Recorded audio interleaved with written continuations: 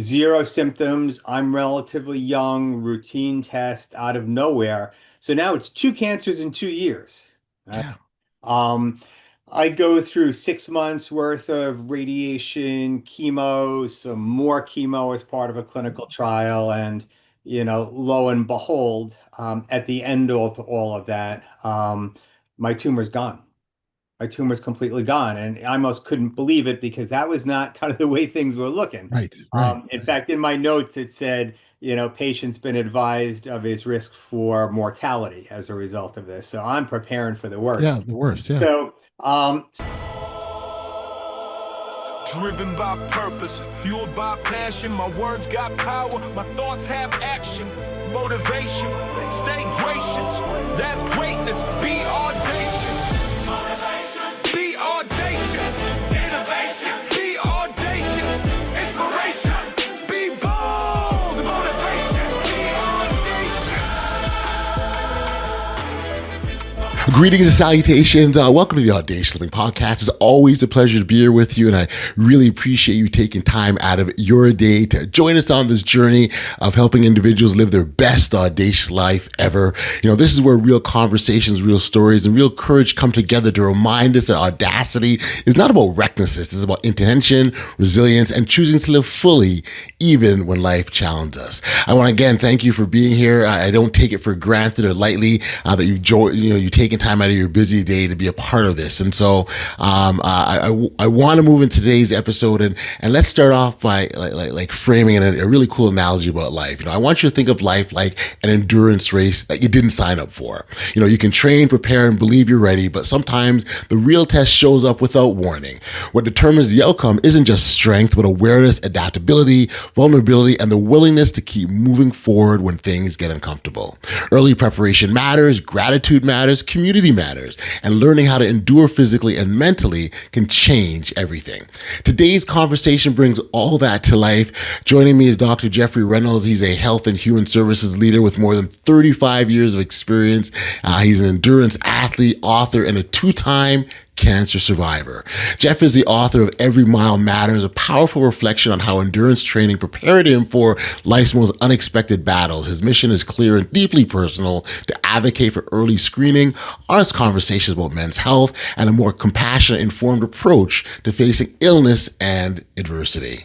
Jeff's relevance to today's episode is undeniable. His journey through prostate cancer and stage 3B colorectal cancer reshaped his perspective on life and leadership, vulnerability, and what it truly means to live audaciously. Now, this is not just a cancer story. It's a story about early detection, mental resilience, vulnerability, gratitude, and discovering meaning in moments that could easily break you. So settle in, open your heart, and let's step into this powerful conversation. Enjoy.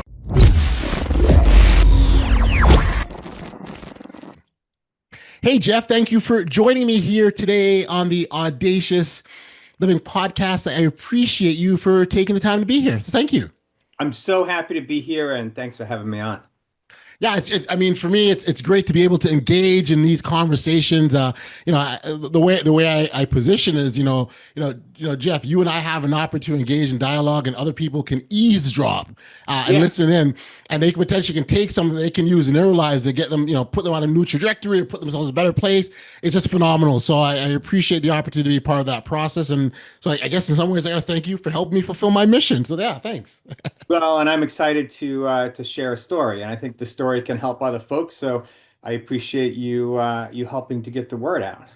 Sure. So how about when we can start with that, and so here on this podcast, we encourage individuals to live their best audacious lives, and a big part of that is recognizing that we're all, and the analogy I oftentimes use, that we're all on our own individual path, right? Our path it's got what's intended for me, my own obstacles, my own pitfalls, my own struggles, but then my own greatness on the other side of those things. And so the idea is to continue on that path, outlast the adversity, as I oftentimes coin it, to get to the other side, because that's where the greatness lies. And what's meant for me is mine, and what's meant for you is yours.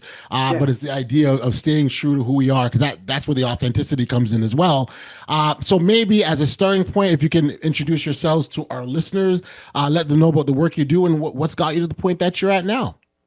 Well, so I'd love to share a story with you because I think it Yeah. sets the stage in exactly the right way. So it was 10:35 a.m. on April 1st, 2022. I'm on my way to a doctor's appointment. It's a lovely Friday morning, early spring. On my way to a dental appointment, notification pops up on my phone.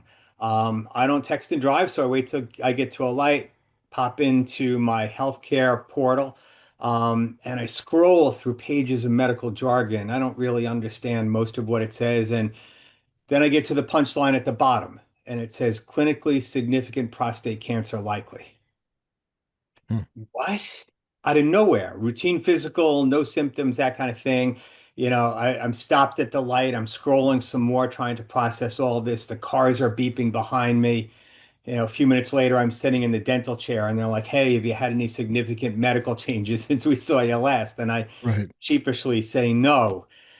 I start to process all of that. I go through the gamut of medical appointments and then get treatment that July. Everything goes really, really well. You never erase, hearing those words for the first time, you have cancer, but I was moving on with life. And so that November, I signed up for and raced the New York City Marathon. Now, I didn't set any course records by any stretch of the imagination. I lost a toenail and all sorts of other things. But I was back. And one of the things that carried me through um, that cancer diagnosis was just a few months beforehand, I Hmm. had completed Ironman Florida. Now, an Okay. Ironman triathlon race includes a 2 mile swim and includes a 112-mile bike ride, followed by a full 26.2 mile marathon. And you have to do it all in less than 17 hours. So when Okay. I got to diagnosis, I'm like, oh, wait a minute. I did Ironman Florida with cancer. I can do this. I do hard things. And so I can do this. So I get through that. I race the New York City Marathon. I've now become an evangelist for routine screening and testing because I had no symptoms. I went in figuring I'm at peak health. I'm good. Everything's going to be awesome. And then I got the diagnosis. So the following August, I go and I get a colonoscopy. When I say following August, you and I are recording this on August 8th, 2 years ago today. Wow. Today. Wow. I go in for a routine colonoscopy, figure, look, I'm going to get checked out. Everything's good. I'm not worried. I'm back to running. I'm back to biking. Everything's going to be awesome. Wake up, and the doctor says to me, look, we took out some polyps, and he hesitates for a minute, and he said, I also found a significant mass. And the only thing I could think of to ask was, well, like, how significant? And he's like, it's very significant. You should get a referral to a surgeon on the way out. So I do that. I'm home that night trying to like run away from or cycle away from everything that's going on. I'm on Peloton. The doctor calls me to check in on me. I'm like, yeah, doctors don't call you after a colonoscopy unless it's a big deal. Mm. And so fast forward through, at this point, more than 100 medical appointments, I had stage 3B colorectal cancer. Zero symptoms. I'm relatively young, routine test out of nowhere. So now it's two cancers in 2 years. Right? Yeah. Um, I go through 6 months worth of radiation, chemo, some more chemo as part of a clinical trial, and lo and behold, at the end of all of that, my tumor's gone. My tumor's completely gone. And I almost couldn't believe it because that was not kind of the way things were looking. Right. Right. In Right. fact, in my notes, it said, patient's been advised of his risk for mortality as a result of this. So I'm preparing for the Yeah. worst. The worst. Yeah. So I went through this, and now I'm sharing the story and sharing the story not only about early screening, but those words, you have cancer twice in 2 years, reinforces a lot of things and it changes who you are. It Yeah. changes your relationships. It changes your relationship with your higher power, however you define that. It changes the way you look at health, legacy, you name it. It changes all of those things. And so, um, I'm back to racing. I'm back to doing my thing, but I'm also back to making sure that the time I have here is spent in the most uplifting, positive, and sharing kind of way. Now, Sharing's not a new thing for me. I work in health and human services, and I have for 35 years. Hmm. Right out of college, I worked in sex crimes and domestic violence, working with victims. I worked in HIV and AIDS for 19 years, and now I run a large organization that provides 50 different programs, some of them in the addiction treatment and recovery space, some in the mental health space. And so, showing that gratitude is not foreign to me. What was a little foreign, and perhaps, you and your listeners can relate to this, is I went from being the helper, the guy who has all the answers. I can get you hooked up with addiction treatment. I can tell Sure. you how to put your life back together. I've got all the answers. Now I'm the guy on the computer Yeah. Googling every test result in my medical chart. I'm the guy who's studying the face of my oncologist to try to pick up on clues as to whether or not he's telling me the truth about things. Hmm. I'm the guy who's contemplating his own mortality and saying, I don't know how I'm going to get through this thing.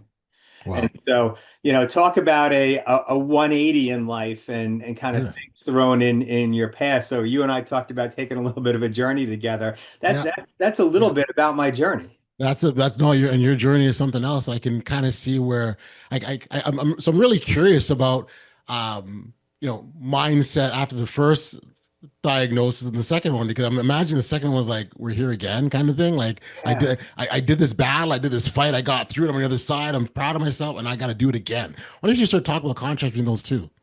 Yeah, so it was like, the rocky moment at the top of the stairs. And Yeah. I've got, all sorts of shirts that say F cancer and that kind of thing. And I'm like, yeah, you try it. And then again, out of nowhere, I'm like, I was, and so much to the point that, after the first round of prostate cancer, I did a PSA for the Prostate Cancer Foundation of America that ran nationally because I'm not the profile of the guy that gets prostate cancer. Um, my doctor called me like the poster child for treatment. They're like, "You're our poster child. You did this, and lo and behold, you're running marathons again, and you're really an example for Wow. how to get on with life after all of this." And then it's like, being punched in the face again. It's like, I'm doing my victory lap, and cancer comes back and says, "I didn't get you the first time, get you the second time." The old adage, three strikes and you're out, is not lost on me by any stretch of the imagination. But it's a level setting. It's a level setting around what you have control over, what you don't. For me, these two things, the same way triathlon was. Doing an Ironman is part of, what I would call midlife crisis, right? It was either I go do an Ironman or I go buy a sports car and wear skinny jeans and cruise the local community college. Then I decided to do something a little bit healthier. So I took up triathlon, and I started out as a runner, and I was just a mediocre runner. And I guess I figured, you know what? Why not be mediocre at three sports? And so I took that up, and that test of strength and wits and determination and just keep going really became the testament to what I could do. And the same thing happened after the two cancers. Like there's almost like nothing I can think of now that could take me down given what's happened. Although I will say, and many cancer survivors relate to this, there's a lot of ongoing monitoring that happens with a cancer diagnosis, particularly for Hmm. me. I'm part of a clinical trial, and so the monitoring is far more aggressive. And there are a whole bunch of, intrusive and lousy tests that you go through, MRIs, CAT scans, and the likes. And I have to go every 3 months. It feels like every other day, quite frankly. Right. And you do begin to measure life between those scans. And as you return back I go back to the very same hospital that I was in, driving in for chemo sessions and that kind of thing. And you drive in again and you're like, wow, I could be back in this world in a heartbeat. One bad test Yep. result, and guess what? Yep. I'm back in cancer land, hooked up to IVs and hospital gowns and that kind of thing. I'm no longer running marathons and riding bikes and swimming. I'm back there. And I will say, as much as that takes a toll on your mental health, it also reinforces your gratitude. So anytime you need that shot of gratitude to say, there, but for the grace of God go I, man, you get it when you go back for those screening tests. And it's like, for me, it's kind of like the booster shot along the way. What's what's the thing or one thing or several things that sort of keep you motivated, keep going as you're going through these? Like so, for example, like I oftentimes talk about I use past successes to get me through future challenges, right? So it's like, I've done this before, I can do it again. I've already done it 4 times, I can do it the fifth time, that kind of a thing. What was it for you that kept you going? I mean, it really was each successive win, right? So, triathlon was a great I never realized I was training for a race that I never signed up for, right? I thought I was training for Ironman Florida so I could go around and, buy merch and get a M dot tattoo and brag to everybody that I can spend 15 hours in misery all for, a medal that everybody else gets and a free banana. And so I didn't realize that I was training my mind, training my body for, something that I never saw coming. I had no idea this was on the horizon. And part of Ironman training is the strength, it's the routine. It's also like the mental fight with yourself Yeah, because, constantly as you're out doing these things, your mind is telling you, stop, stop, stop. This is stupid. Who does this? Nobody's chasing you. Stop.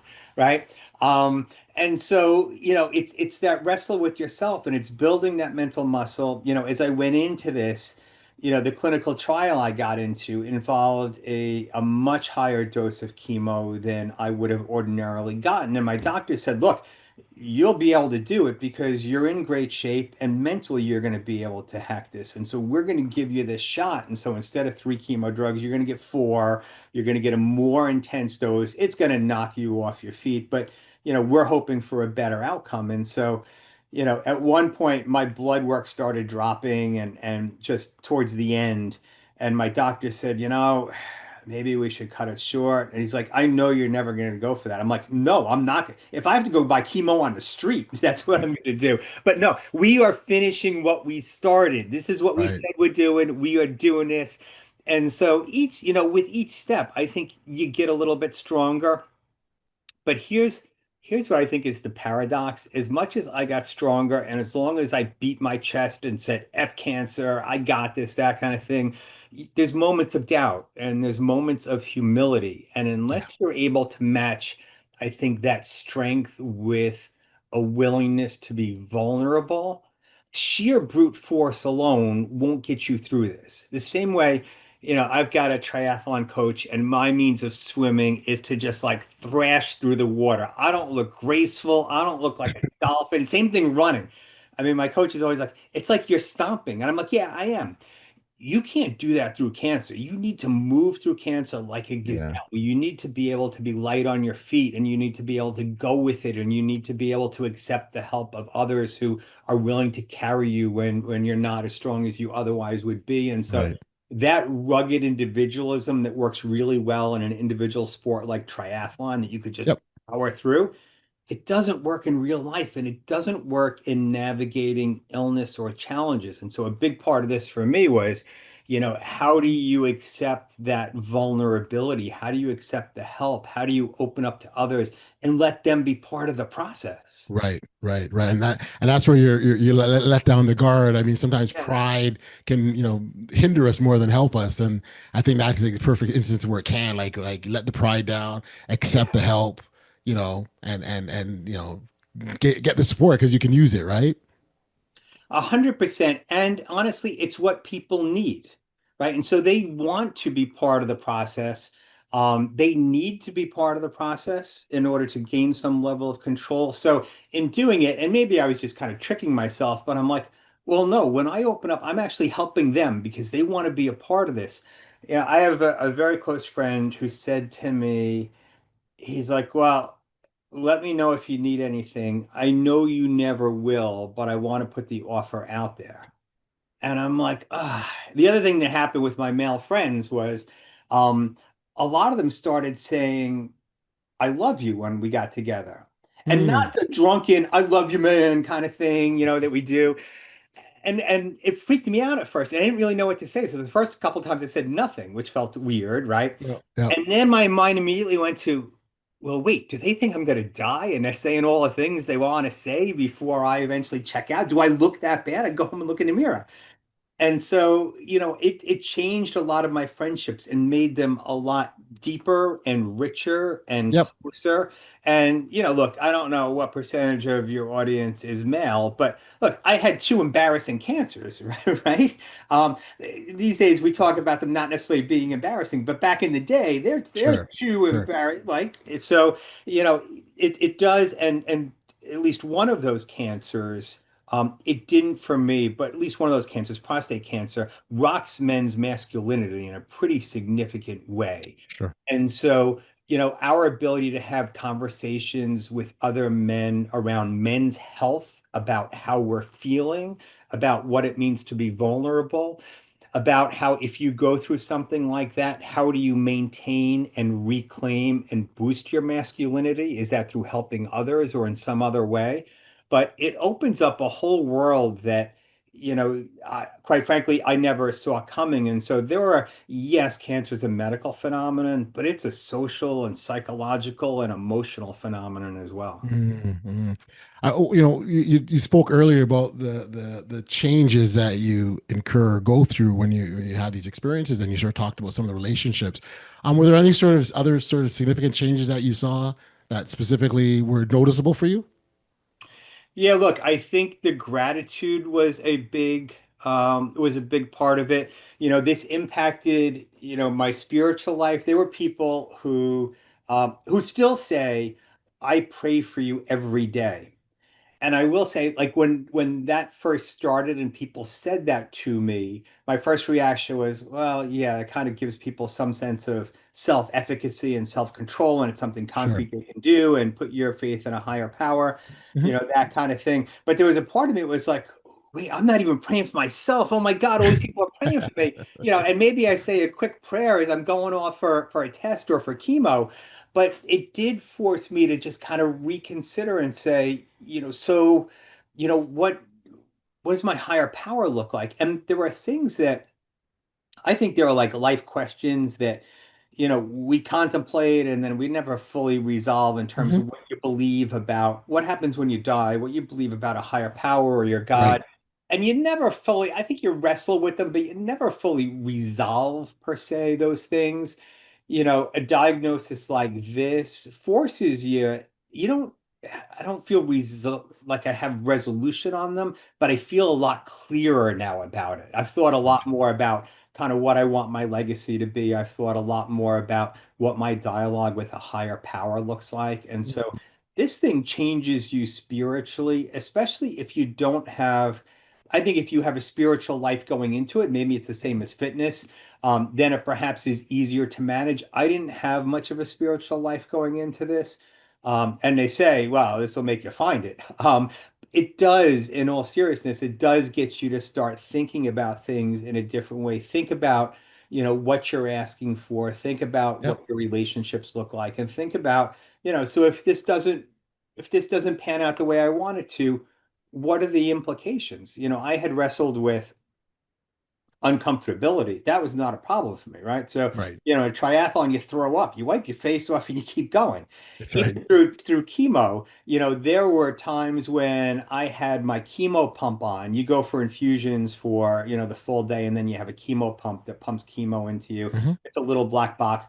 There were times when I gave keynote speeches and put the chemo pump in my suit jacket pocket. I just kept going. Mm. And there was a part of me as I did that said, you really like this is your chance to take inventory and take stock and do some work on yourself. And if you just continue to power through this without stopping to smell the roses and Yep. appreciate the people around you, then you're missing a life's lesson here. And maybe someone's knocking on your door trying to tell you something. You didn't hear it the first time. You better hear it the second time because the third time could be trouble. And so I did have to really pace myself and say, slow down, like Mm. enjoy the relationships, enjoy the support. I worried about the outcome, but at some point in time, I reached, the notion that the outcome's going to be what the outcome's going to be. I can worry about it for the rest Yep. of my life, That's right. um, or I can live my life and choose to deal with things as they come. If you had said to me, ahead of time, dude, you're going to get two cancers in 2 years, I would have spent that intervening period of time worried about it. These were surprise kind of things. Anything could Sure. happen tomorrow. But I'm great. You know, there are people who say, and it drives me crazy, but they'll say cancer was a gift. Like cancer's no gift. So like, trust me, it is no gift. Yeah, There yeah. were gifts that I took from it, and I took Got from you. experience. And you know, in the And that's theme, an important distinction, by the way. I'm sorry to cut you off, but that's a very yeah, important yeah. distinction. That is not the cancer, it's what you took from it and how you used it and what you did next. Right. It could have been the worst curse in the world, right? I could be curled up in a ball right now Sure, saying, "Oh my sure. God, it's going to come back," that kind of thing. Yep. It's not the way I live. The other thing, and you know, you probably relate to this given the theme of your show. Um, there's so much stuff I don't care about anymore, you know, and so it's like it gives you permission to live audaciously. I'm like, really? There's almost nothing you could say or do that's going to phase me, right? I've kind of been to the other side and looked it in the eye and come back, and so you begin to learn that, you know, the guy who cuts you off in traffic isn't concerned about you. It's not the end of the world.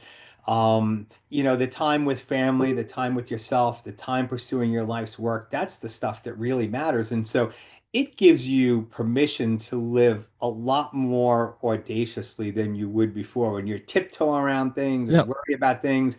You know, none of that's a thing for me at this point in time. Mm-hmm.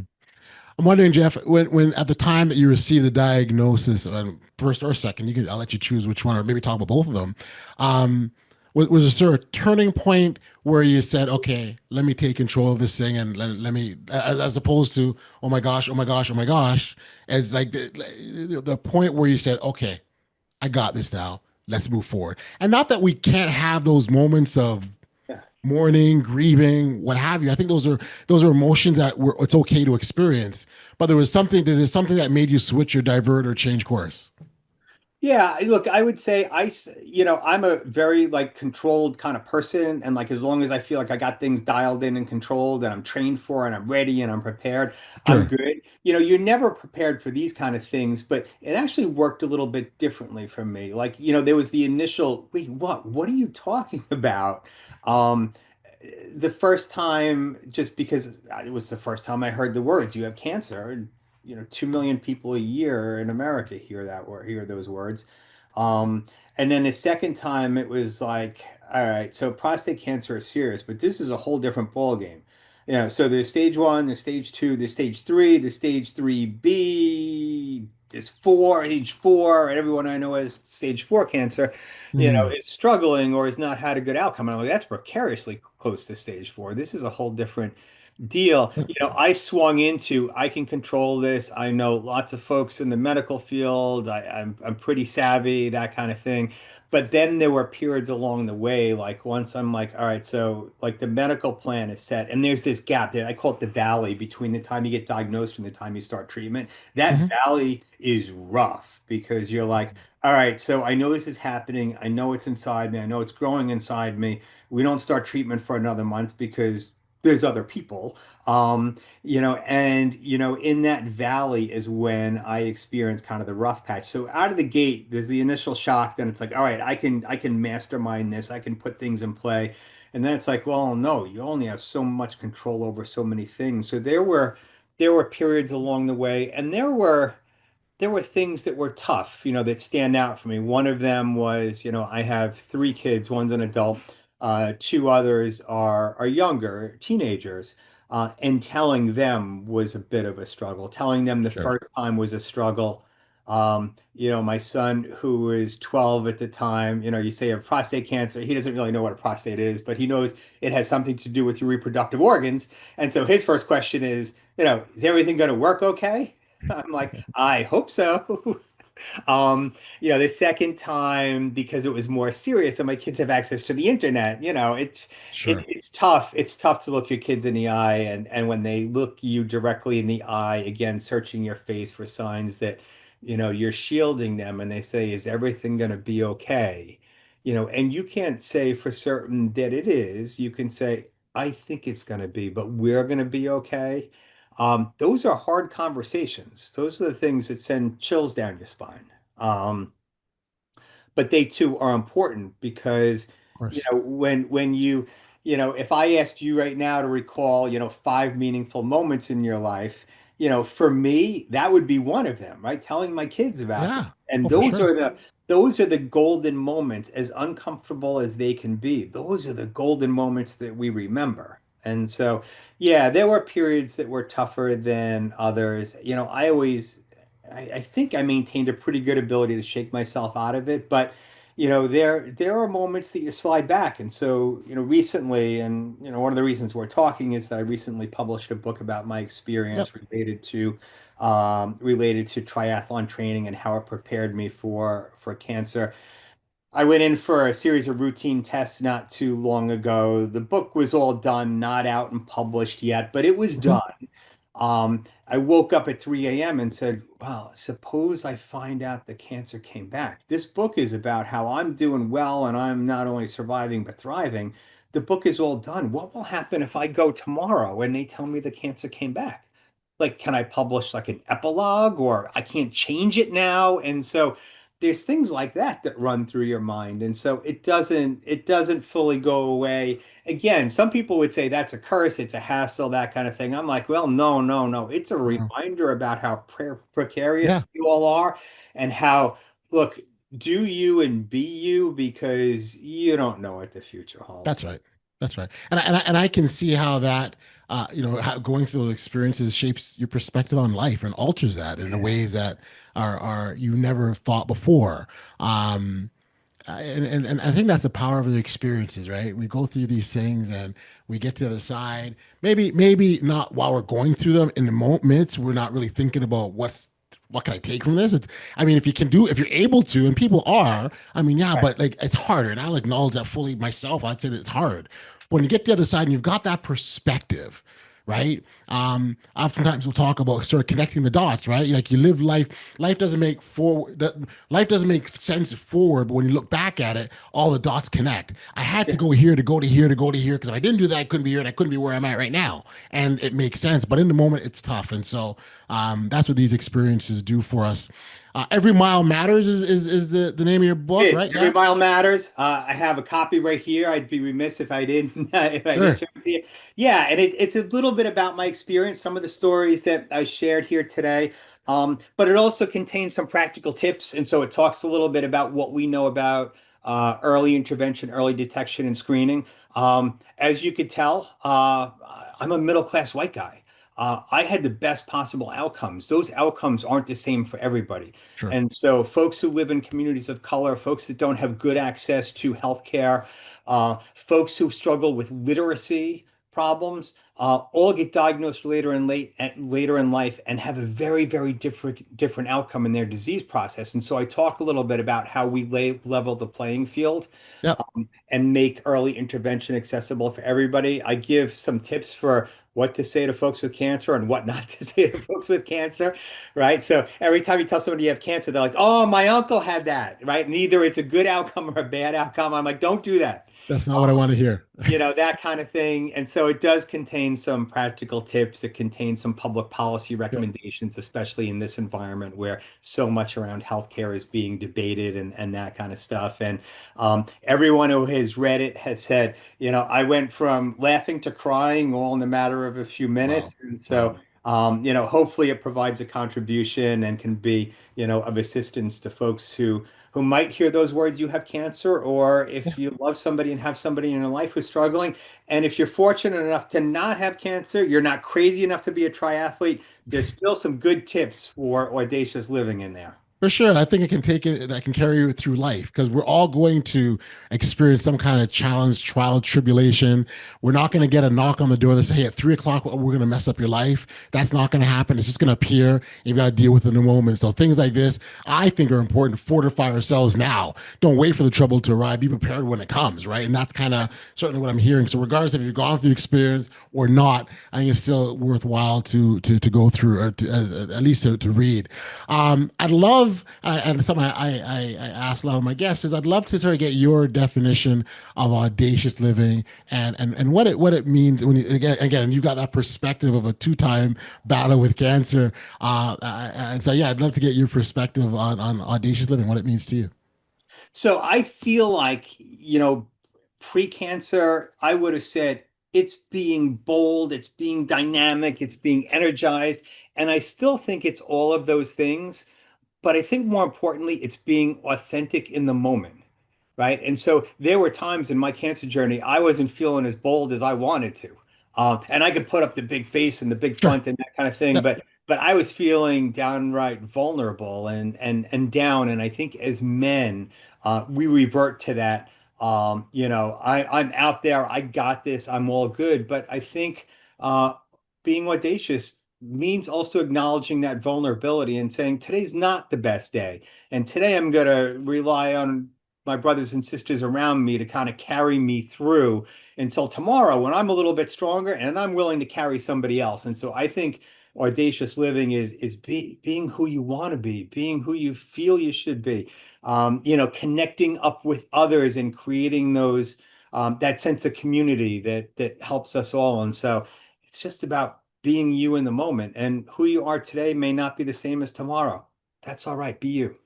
I love it. I love it. Thank you for sharing that. Jeff, this has been phenomenal. I really appreciate the insights. Thank you for sharing the lessons and learnings. And then obviously the fact that you've written a book, I think congratulations are in order.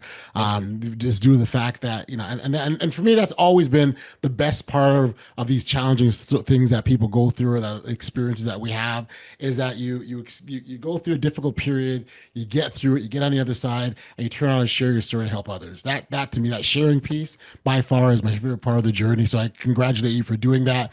For listeners who want to connect with you directly to learn more about your work, where can we send them?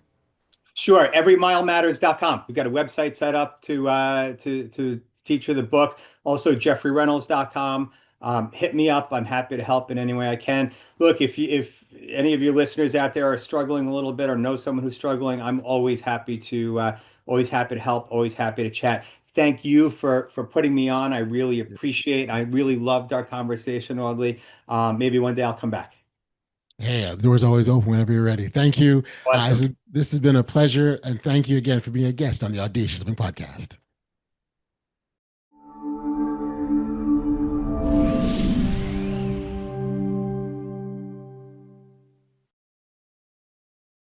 Back, we are here on the podcast. I got to thank Jeff for being here. When I think about that conversation, one of the biggest takeaways for me was, that audacity is not the absence of fear or struggle. It's a decision to keep showing up honestly, even when life strips away all uncertainty.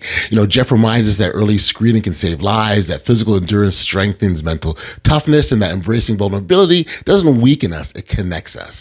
What I love most about this conversation was just honesty. There was no sugarcoating. Cancer wasn't framed as a gift. Instead, he spoke about it. He spoke what he took from the experience, the clarity, the gratitude, the permission to stop caring about things that don't matter. I was especially struck by how he talked about vulnerability. As men, we're often conditioned to power through. Jeff showed us that true strength is knowing when to accept and slow down. That's a big part of it, and let others walk beside you. That to me is audacious living at its core. There's no question about that. If you want to learn more about Jeff's work, his book, or connect with him directly, you can find everything in the show notes below, which includes his website, everymilematters.com, or his author site, jeffreyreynolds.com. He's absolutely passionate about helping others navigate difficult journeys, whether it's personally or professionally. Now, just like an endurance race, life isn't about sprinting blindly. It's won by paying attention, early training your mind and body, staying grateful of the hard times, leaning on community, and refusing to quit when things get uncomfortable. Every mile matters, every choice matters, and how you live through the hardest moments often defines the legacy you leave behind. If today's episode resonated with you, please take a moment to like, follow, subscribe, or share, or leave a review. It's one of the simplest ways I can help this podcast continue to grow and reach even more people who need to hear these conversations. Until next time, remember this. Live boldly, live intentionally, and never forget you were built for an audacious life. Driven by purpose, fueled by passion. My words got power, my thoughts have action. Motivation, stay gracious. That's greatness. Be audacious.